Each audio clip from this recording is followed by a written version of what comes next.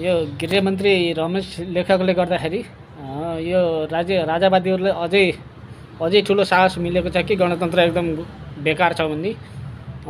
राजावादीहरूले उठाएको आवाज पनि एकदमै जायज लाग्यो होइन।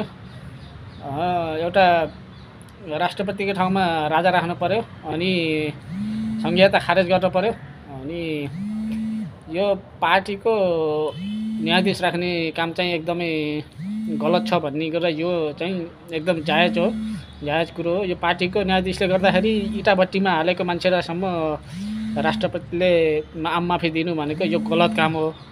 अनि यो कारणले गर्दाखेरि न्यायाधीशसम्म न्यायालयसम्म एउटा जनताको एउटा सोध्नै पर्ने प्रश्नमा अदालतसम्म परेको छ। त्यसैले गर्दाखेरि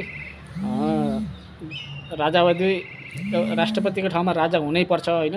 एकदमै जायज आवाजसहित एकदमै राजावादीलाई धेरै नै सपोर्ट गरेको नेपाली जनताहरूले धेरै सपोर्ट गरेको छ।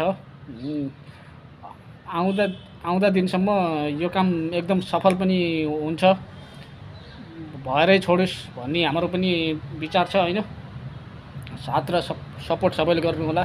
गणतन्त्रवादीहरूको भ्रष्टाचारको खेल अब किरा फटेङ्ग्रादेखि लिएर किम्ला, लामखुट्टे, मच्छेड अनि गाउँदेखि सहरसम्म होइन, एउटा टोलदेखि एउटा चिया पसलसम्म यो पुगेको छ।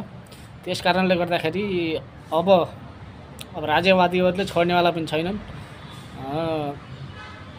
एकदमै हाम्रो पनि एकदम सपोर्ट छ राजावादीहरूलाई।